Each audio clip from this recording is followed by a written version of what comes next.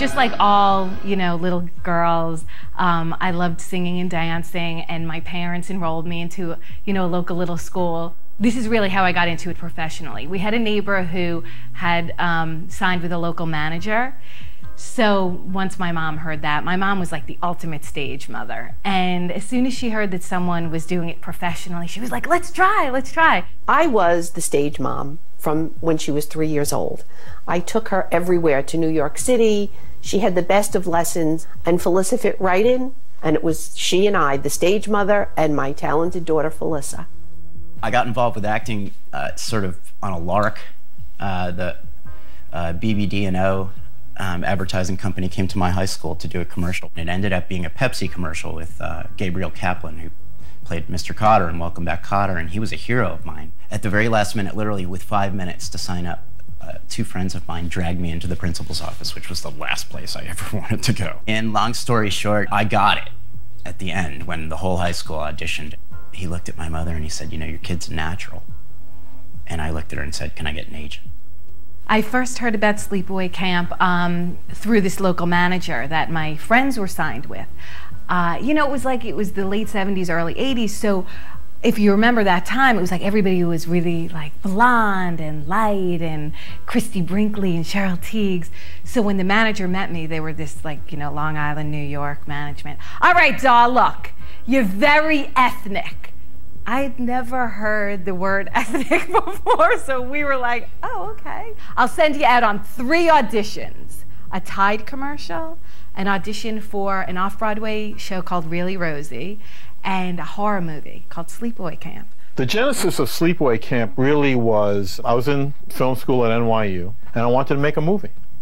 It occurred to me that the most commercial form of film at the time, the easiest type of film to sell, would be a horror film. I figured one location, budget would be pretty modest, which was a camp, of course, and then needed a kick-ass ending. I'd never seen a movie that depicted camp realistically before, and so when I read it, that was my first response. I said, wow, it reads like camp. In a camp setting, kids are free to be kids.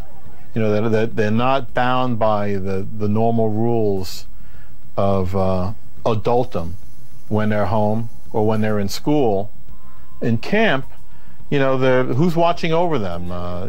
Teenagers. I went to Sleepaway Camp when I was a kid, so I had experienced it. The isolation, the sort of Lord of the Flies dynamic. At 9, I think my parents sent me to Sleepaway Camp, and I hated it. I hated it. I just hated it. I used to send my parents letters threatening that I was going to run away from camp. I was going to just leave, walk away. Horror movies at the time were using actors that are 18, 19, 20 years old to play 13, 14-year-olds. I wanted to take 13, 14-year-olds and have kids play kids. They wanted a wide-eyed, flat-chested little girl. And I met Robert Hiltzik. And I sat there, and the first thing he asked me was, pretend that you're eating a candy bar without saying anything. And he wanted my eyes really intense, like just focused on one thing. He told me to first describe my town of Maplewood, New Jersey as if I were a newscaster, or someone trying to sell the town. And I think that's apropos of the scene where I'm talking to Mozart. Shut up, Mozart! And then he asked me to tell him off. And I looked at him and I said, really? And I absolutely let him have it. I knew when I walked out that it was mine. I had an agent at the time, and I went to an audition downtown at NYU, which is where Robert went to school. It was an improv, and he just said, there's no script. Okay, you're at camp, and you hate this girl, and she's sitting over there, and just go at it. In his unorthodox way of how we auditioned, how I auditioned for him, he asked me to break up a make-believe fight. Not everyone had gotten the script. He gave most of the people sides, but for some reason or other, he had given me the script to read. I saw that Ronnie still survived, so I thought it was pretty cool. He called me immediately to tell me the next day, man, you got the role. I was approached by Bill Billowit, who was the art director. He was the one that approached me about doing it, and so we sat down, and I think he was sizing me up, and then I met with Bob Hiltzik. Here's a horror movie, and your daughter will, you know, be playing this serial killer. Is that okay?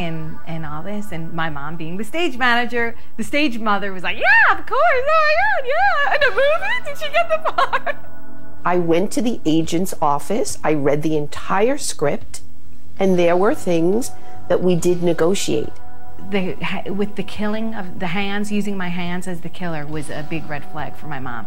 And it wasn't about my hands, it was about I'd have to actually be involved in that, you know, moment of stabbing Meg in the shower or sticking that curling iron up that bitch's vagina.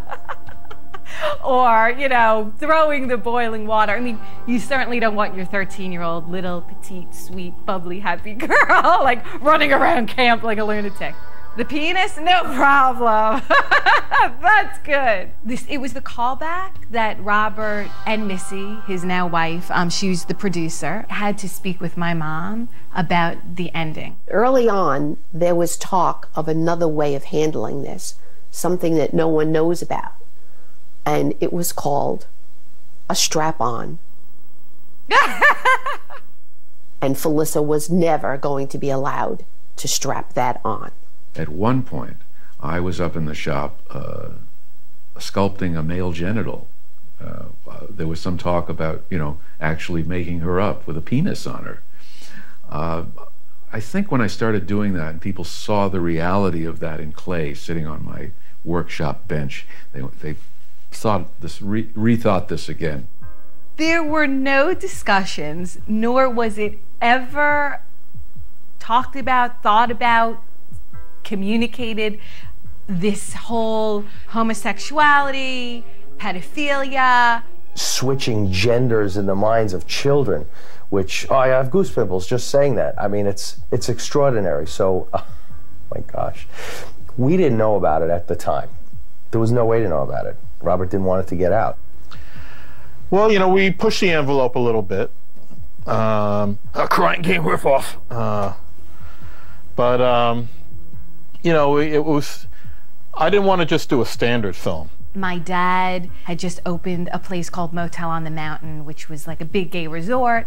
So my pedigree in my family is that we love people, we don't, you know, we're open to everything. In those days, you know, effects are what drove a lot of films.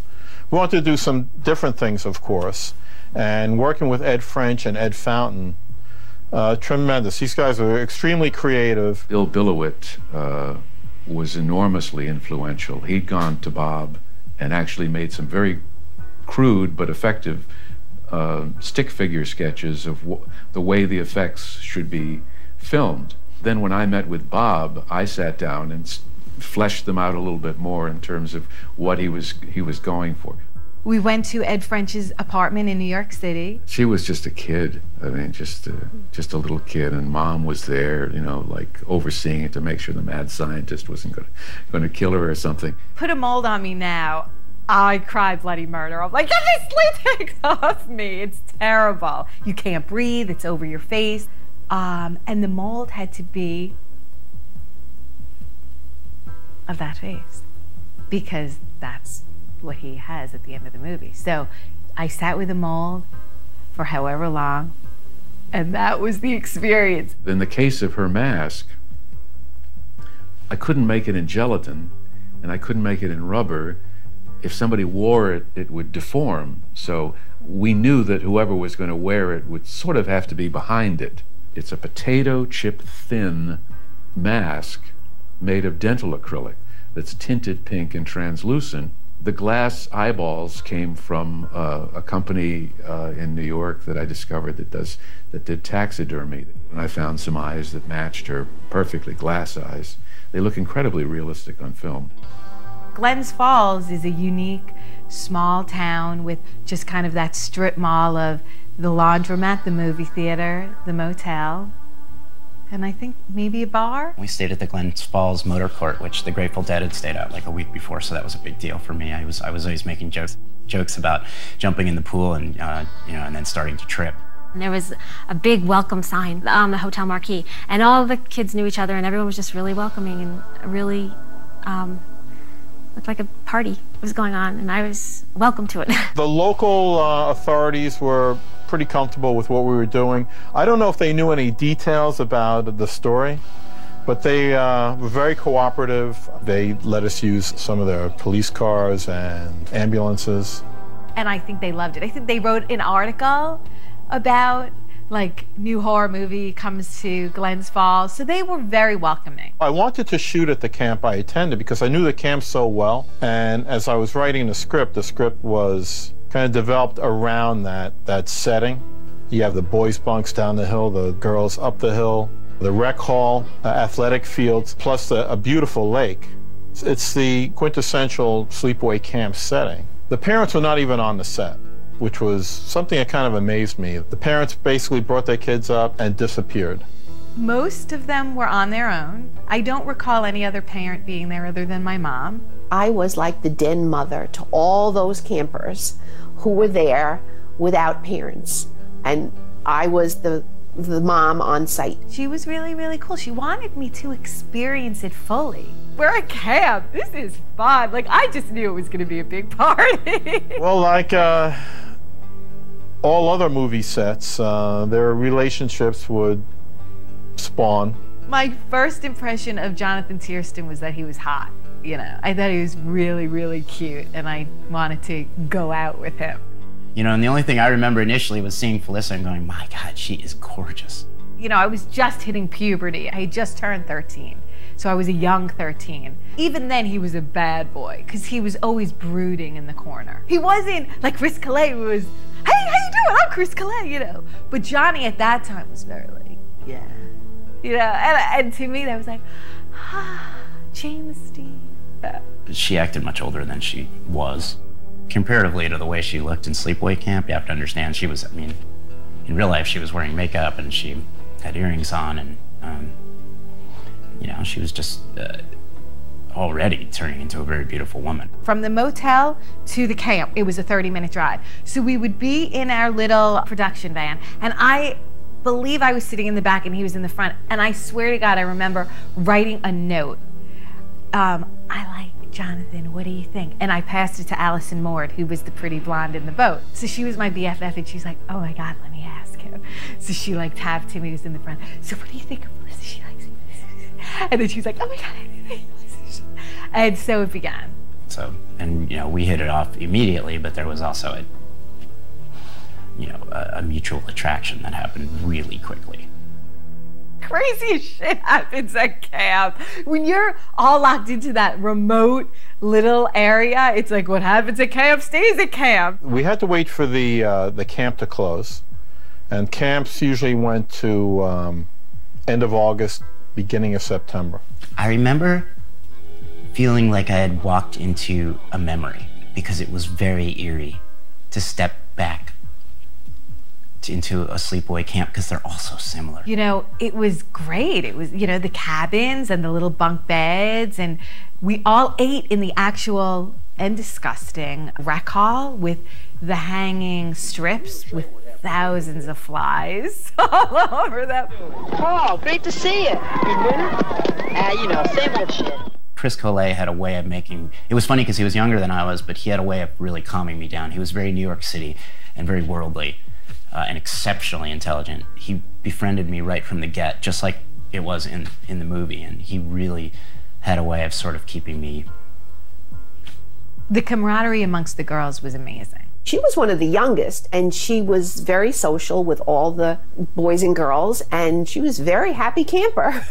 We all got along unbelievably well.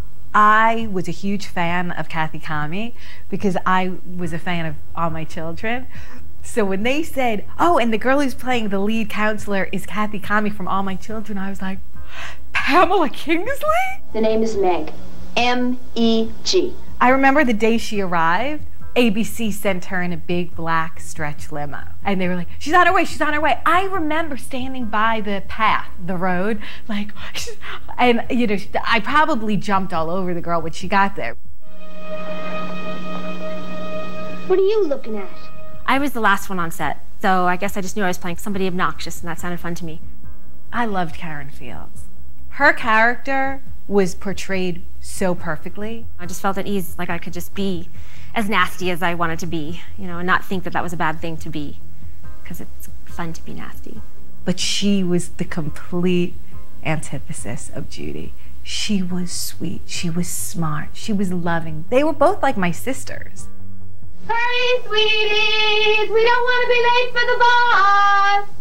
The scene with Aunt Martha in Aunt Martha's home with Desiree Gould, that was the first day we shot. And, you know, Desiree is one of those people who you immediately love. Desiree walks in and, you know, and I'm like, oh my God, what am I doing here? You know, I don't know if Aunt Martha was really described. It was just, she was wacky. Why, of course! I believe there's a whole bag! The words were just weird. And actually, at one point, and Robert will remember this, I said, I can't do this role because the lines are so slanted. Goodness, no. Well, that wouldn't do at all. And I said, you'll have to get someone else. And I didn't expect his response, but it was, I'm not getting anyone else. You're going to do this role if I have to mime the words to you. And I just thought it was absolutely fantastic. You know, I wanted to be cool. I wanted to be the cool girl. They wanted no mate. You know, even though I was 13, I was still like wearing lip gloss and eyeliner. It was the 80s, baby. They wanted, you know, that straight hair with, I had little barrettes that said Angela, and I was like, oh, am I playing a geek? I'm like, I can't, this is awful. I don't know what I'm doing. All right, maybe when it's my turn to say something, I'll just say it. And that's sort of what, so that first day was sort of like a blur. They got along like two peas in a pod, and it was wonderful. Just adorable kids talking and chatting, and they played off each other beautifully. We all had to wear those little shorts and the camp shirt, and I had a special bra made for my little bosoms, you know. It was this tan-colored, stretchy, almost like duct tape. It was sort of show up, put on the short shorts, and hope for the best. Come, children, let's be on our way. Robert is the type of director who, once you're on the set, is really focused on what should happen in the scene and what your motivation is. And especially with me, it was because she doesn't say anything for most of the movie, but it was really important, he felt, for me to convey with my eyes just how much she was going through.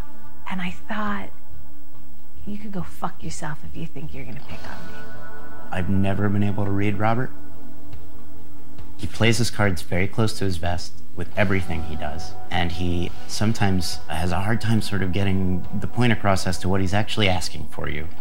So he mimics it, which doesn't help you that much as an actor, as you might imagine. He just was very clear about just go for it, and if you need to be reeled back, I will pull you back if you're overacting. Look, he's running the ship. He's writing, directing, producing, and he was young. I mean, I think he's only like 10 years older than I am. In the end result, I think he knew exactly what he wanted to paint on the canvas, and he got it. I remember shooting with Owen, who was a dynamite person. Still got a couple minutes to go. A quiet, loving, sweet man. You could always find Owen somewhere reading a book in a corner. He was an intellect. He was a serious actor. And he portrayed that character really well. Really creepy. Well, hello there, Angela. When we're doing some of the scenes with him, they'd have to cut because he was so close in my face. So my natural reaction was to just burst out. And he was laughing. And so it was very light. Awful. One, for the creepiness aspect of it, because Owen was very good at being creepy. And two was the slamming against the wood beams on the walk-in. And I think Robert just loved it because he was laughing, he was giggling. And Owen was, you know, no stunt coordinator, nothing. He is flinging me against it, and he must have done it like 15 times. And when we're in the refrigerator, you know, when I see the film, it's like, whoa, because here's this little girl and here's this man undoing his pants. They reverse the shot, so when you're filming, they're just filming me with my reaction, and then they filmed him and I wasn't there. So it wasn't you know, an odd moment between he and I because I didn't see anything. But guess who came to my rescue? Good old Ricky. What are you doing? I had Rose on my back with redness. And, you know, I just remember Robert saying, again. He's just snickering. And I'm like, oh my God. What do you want? Well? Jonathan Tiersten loves being the hands. I didn't know about it till I got there. I don't know if Robert knew it till I got there. I think he saw Felissa's hands and realized that they were too feminine. I was the hands of the killer. I'm the hands. Look at my hands. I got manly hands. I got a vein in my hand. I ended up doing all the killing scenes. Luckily, my hair kind of looked like Felissa's from the back. You know, I liked it because filmmaking can be extremely boring. And there's a lot of waiting around and doing nothing. You know, in the silhouette, he had to wear a wig. It's so obvious that it's me. It just made twice as much work, which I was totally happy for. Where I come from, we call them baldies. One of the things we were trying to do in a film is justify why people face the demises that they did. Artie is he's a dirty guy, and you know we want to push that a little bit. Again, we've got young boys and girls in the camp. That's his character, and that's why he reaches the demise that he does. And I like the idea of the boiling water because the aftermath allows us to have some fun with the makeup. I remember thinking, my God, how long is it going to take to pull out the frickin' stool? You know, God, I'm like. I thought it was so cool the way they rigged him up. It was complicated because we actually had blisters on the guy's face. I don't know, you can sort of see them in the movie that sort of rise, maybe fall, which is a little weird, but I ended up applying gelatin in a liquid form over his face, which looks more realistic on film, looks more like scalded flesh. He was on this special platform they created. We weren't shooting in the actual kitchen. The tubes just wound up behind his head. I needed someplace for them to go, and he couldn't lay on top of them, so they went behind him and through the floor. And it was basically just air, and there was some smoke pumped through it. Jesus, pain must be incredible.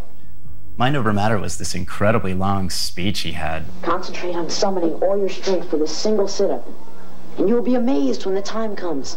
That was supposed to be much longer, Mind Over Matter. It just went on and on. It was like a page, so he cut a whole bunch of it. I think that's what makes Ricky a really likable character. You know, even though he's picking on Mozart, he doesn't ostracize Mozart. I got $5 riding on you guys, so don't lose. No sweat, Gene. We're gonna kick their asses. You better. I've seen reviewers over and over talk about how they hate the softball scene. It just goes on and on and on. Eat shit and die, Ricky! Eat shit and live, Bill. It's camp, guys. That's camp. There was something that Robert loved about that aspect to make it that long. So we loved it because it was, you know, a chance to sort of be out on a ball field. John Dunn and Tom Vandell, they cracked me up. And she is fucked up. Yo, Angela! What's the matter? Yo, why are you so fucked up? I think that was probably the most fun scene I did in the whole movie because it was always like I was in on the joke and laughing and having a good time. It was so big. It wouldn't even stay on my head, so I had to keep my head steady. And I remember looking at Eileen, the wardrobe lady, and I was like, do I really have to wear this thing? She's like, oh yes, Robert says you have to wear it. And I'm like, What are you gonna do about it, asshole? I was so embarrassed with that hat. Something. That cheap son of a... I did a life cast on John Dunn, and that effect was slightly cursed. When he came in for the life cast that day, I think he was a little nervous. The life cast was a little compromised. I ended up fixing this thing and working on it and retooling it and praying that, you know, nothing would happen to it or would melt anymore or anything. And we brought it up to the camp and got it into the boat. The only excuse for doing it, obviously, was the snake came out of the mouth.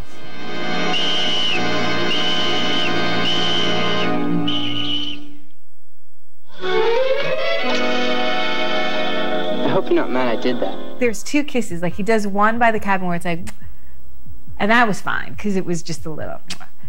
But the one on the beach where we're chasing each other and everything, and then he throws me down, was like a big make-out kiss. I remember very clearly being terrified because, you know, it's not only like you're kissing and you're a young girl and you're not really quite sure of yourself, and that's an awkward time being like 13 and kissing a boy, but it's on film. I remember going from like person to person. How do you think we're supposed to kiss? Are we supposed to kiss like this? Are we supposed to kiss like this? I think finally the person I went to was Chris. And he was the sweetest person. I said, you know, I'm feeling a little like nervous and awkward about this kiss. When we got to the set, I was terrified. And Chris made everything better. In the original script, it said he undoes my blouse and like feels my chest, which I still to this day think is weird because I'm not really a girl, so I'm unsure how that was gonna play out. Do you have to kiss so wet? We were at in the bunk, and Robert said, okay, just kiss until I say cut. And we were dying because he didn't say cut. He finally said, that is the longest kiss I've ever seen anyone. And we were both like, well, because you didn't say cut. Insects intrigue me. When I was at camp, you know, there were beehives and wasp nests all over the place. And I thought that trapping somebody in a situation where being attacked by bees could be visually compelling. There's no bees in that hive. You can see that on camera, and there's no CGI. But everybody, you know, it's the power of suggestion. We don't actually get to see the attack because, you know, we only had $335,000. But we had enough where we could see the aftermath. There was some talk of having the hand be somebody's hand in there, but nobody wanted to be the hand in that thing with the bees. So I wound up using a plaster hand. But a whole bunch of them died because it was, you know, it was really cold up there, so they had to get more bees. I remember that. That section of the set was completely isolated from everything else, and the bees, a beehive was released in there. And I'm not sure what we covered that head with, but, you know, they went for it big time. You know, we can never duplicate a psycho shower scene, but, you know, I guess we were paying homage to that scene. And what I like about the showers in a camp, they're not very sturdy. You know, it's this thin aluminum. And I like the idea of a knife not only going through the person, but screeching down that aluminum wall. It's very hard to cut through the material they put up for the shower door. And also, why was I cleaning off the knife and not doing a very good job of it either?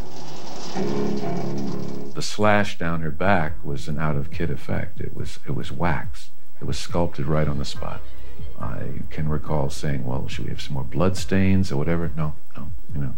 It all rinsed away. There's no blood. Didn't have to be. It did the job.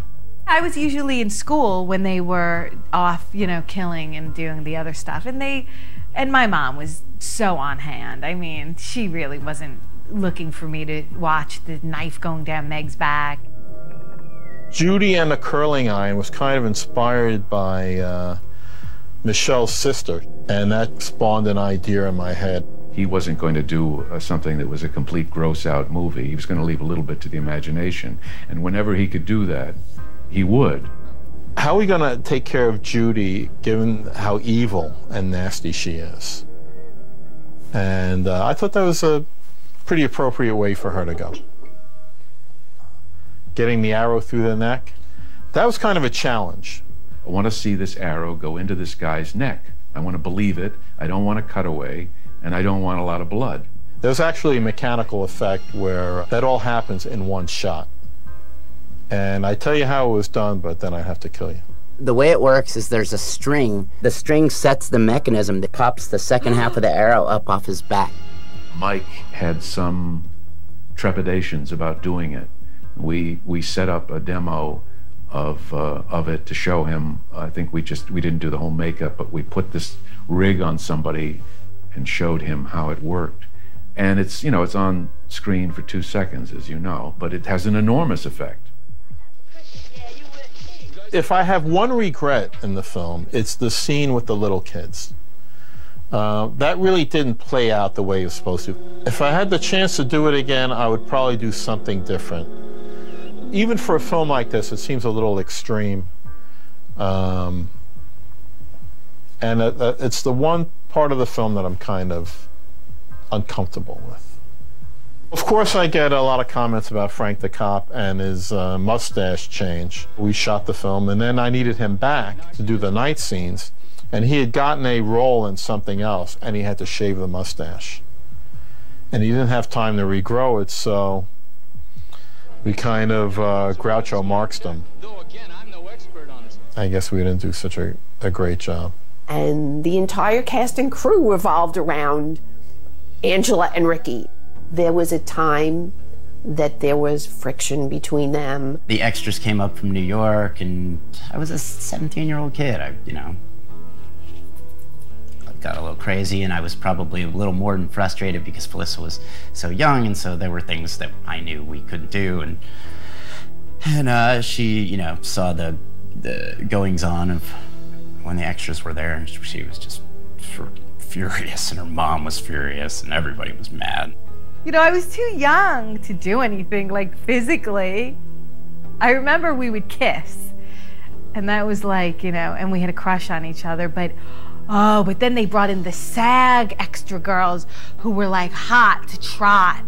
Oh, I remember this very clearly. There was one really pretty, like, dark one, like, dark hair, dark eyes, and Jonathan was like,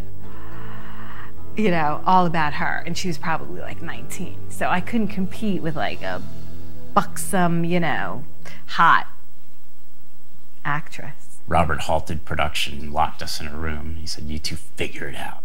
Robert had to take us bowling to make sure we were okay. It's our history. Ricky and Angela had some drama, but we were able to work that out. Meet me at the Waterfront after the social. I'll be there. It was a cold night, and we had an actor there in the Angela mask. It was kind of nerve-wracking for the actor with the mask. I just remember my mom being because they shot it separately. My night and the gentleman who was wearing, whose penis, who was wearing the penis, the man whose penis is the star of the film. They were very good about making sure I didn't see much. Like, I'm just sitting there and it's him. And it was all kind of in play and fun and light and everybody laughing. But it was clear to me that it was an intense moment. And it was clear to me that this was going to be shocking. They had this local college kid who they shaved him from head to toe. I think they paid him a couple $100, and then they let him drink. So this guy sat down and was, sitting there in his bathing suit, basically. That's all he had on, a blanket over in a corner, and started to have a few beers. And by the time it was time to shoot, he was crying horribly. Yeah, it was really it was bizarre. And it was freezing because we were by the water. And so they shaved him, and then they put that Angela mask on him. To be nude and to wear the mask of a little girl has to be strange. And I think that if we'd used, a prosthetic genital instead of that, I don't think it would have been as effective. He's never come out publicly, never to be seen or heard from again. I believe my final day was my final scene at the end, and it was sad. I remember I didn't want it to end. Wistful. Sad. I felt like I had ended something that was really important. And, but, a sense of accomplishment too. We were all very nervous as to what the rating board was going to come back with. Actually, I was concerned that I was going to get an X rating. The sensibilities were different back then. So I get a call from the ratings board, and they say, we have some bad news. I said, really? What's the news? Well, we're going to have to give you an R rating. I said, okay. Well, I guess we'll have to accept that bad news. And of course, we were ecstatic. When the film opened, on Thanksgiving weekend against the openings of Yentl and Amityville 3D, we actually beat those two movies in the box office. I first saw the film when I was with my 8th grade class. I took my entire 8th grade class to the movie theater, the local theater. I remember I sat with my cousin, who's my best friend, Kristen. She was in the movie as an extra. They came and visited me, all my cousins, my brother. So Kristen sat next to me, and my parents, and my brother, and my entire 8th grade class. Amongst the theaters were packed because it was like the local girl is making, you know, her film debut, and it was a big deal in my town. I saw it in a theater with my brothers and a bunch of my friends, and I loved it. I saw all the imperfections, of course, especially in my own performance, but I loved it. My parents are amazing, but I remember walking out, and my older brother, I don't think they said anything. I went, hey, I worked on this movie, Mom, Dad, take a look at it. They were horrified. My father thought it was just horrendous, terribly tasteless, and really perverted. The first time I saw the movie was in New York. When we got into the theater, it was jam-packed. It seemed like everyone was really enjoying it. There were so many people asking for autographs and cameras really being shot, and it was crazy. It was really, like, exciting. It was a real horror film. There was a lot of blood, a lot of gore, a lot of slashing, and a lot of kids running around cursing. And I remember, like, the first moment I came on screen, I was like, oh, you know, it's a shock. It's a shock to see yourself. And then, like, to watch the whole movie, like, oh my God, what does everybody think? And then that final shot, I was paralyzed in my chair. I was just like, it's probably the first penis I'd ever seen. That movie jumps off the screen at you. You know, I have a friend, Jeff, who always says Sleepaway Camp never disappoints, and it doesn't. The ending was outrageous. That's what I could say about Sleepaway Camp. Yeah, I've heard a whole bunch of different theories. There's the two-killer theory, which, you know, says Ricky and Angela are in cahoots. Not only did Peter live in the boating accident, but also Angela lived in the boating accident, so there's an Angela and a Peter. My thought has been, over the years, that I think Ricky knows. There's such talk about transgender, and it's such a topic that's actually first really being talked about, and gay rights and everything, and I just think it was ahead of its time. And I think that it was brave. Most of those kids were at an age where they were just coming to terms with what they were sexually. It's been interesting because the transgender community has embraced the film entirely, and then some people look at it as if it's not pro-transgender. I said, well, you know, everyone can have their own opinion. I think it's really mostly about bullying. Bullies getting their just desserts. Nobody gets killed who anybody particularly likes. That's for sure. I had to take her out of one school and put her into a different school because she was so bullied because of Sleepaway Camp. I mean, the story of Sleepaway Camp is, you know, it's just about a family, a man, and his wife died, and he has these two little twins, Angela and Peter, and they go to a camp to sail, and a boat, you know, comes and crashes into them, and there's a survivor, and you're not quite sure who the survivor is, and you see 8 years later is a little girl, and she's adopted into her aunt's home, her Aunt Martha and her cousin Ricky, and Aunt Martha is crazy, and she thinks she's a doctor, in which case she does some unthinkable things. And sends the kids to camp.